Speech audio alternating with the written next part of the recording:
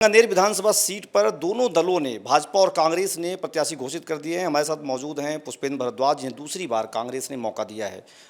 दूसरी बार आप आए हैं सांगानेर में और आपके आने के बाद ये बहुत तेज से चर्चा है कि सीट जो है वो टफ हो गई है। क्या कहना है आपका?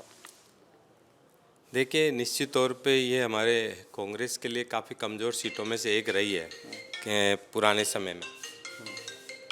लेकिन पिछले 5 साल से जो मैंने इस सांगानेर विधानसभा की जनता के प्रति समर्पित भाव से जो काम किया है, जो जनता की सोच होती थी कि उनका विधायक कैसा होना चाहिए, उनके बीच में रहने वाला चाहिए या विकास की गति देने वाला चाहिए, सुख दुख में काम आने वाला चाहिए, ऐसा काम पिछले 20 सालों में किसी विधायक या मंत्री बने जो बीजेपी के लगातार जीत रहे हैं उन्होंने नहीं किया।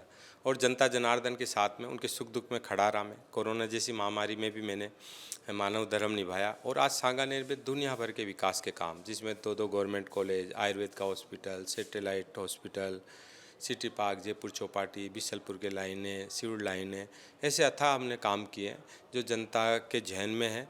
और जनता चाहती है कि उनको 24 घंटे का सेवक चाहिए, 24 घंटे का पूरे 365 दिन 5 साल के लिए काम करने वाला उनको सेवक चाहिए, ना कि 5 महीने के टाइम पे चुनाव के दौरान आ जाए, जैसा कि 20 सालों से बीजेपी के नेता कर रहे हैं। बीजेपी ने अपने सिटिंग एमएलए को चेंज कर दिया, कांग्रेस ने भरोसा रखा आप पे।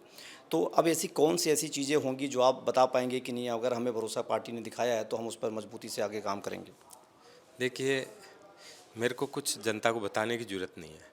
जनता ने मुझे पूरे 5 साल तक ठोक बींद करके पजोका है और मेरा चुनाव नहीं है अब ये अब जनता का चुनाव है। जनता को सोचना है कि उनको कैसा विधायक चाहिए, उनको 5 साल में सिर्फ 5 महीने में शक्ल दिखाने वाला विधायक चाहिए, या मेरा जैसा जनसेवक जो पूरे 5 साल 365 दिन 2400 घंटे सर्दी गर्मी बरसात में उनके साथ सुख दुख में खड़ा रहे।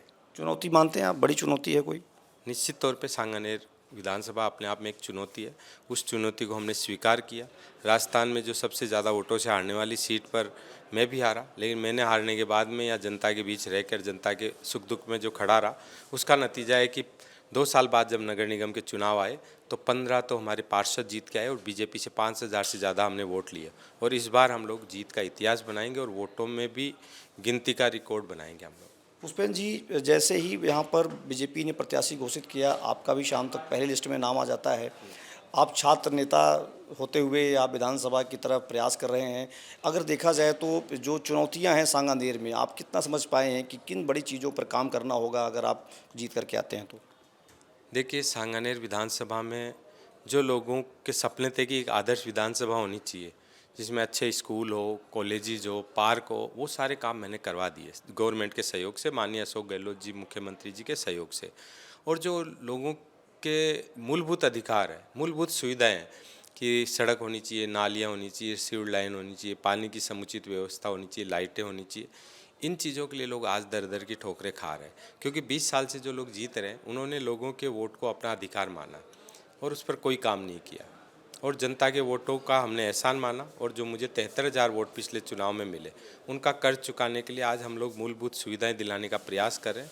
लेकिन अभी भी 20 साल का जो खड्डा है वो इस 5 सालों में मैं चुनाव हार के काफ़ी हद तक भर पाया हूँ, लेकिन काफ़ी हद तक अभी भी ये काम बचे हुए हैं।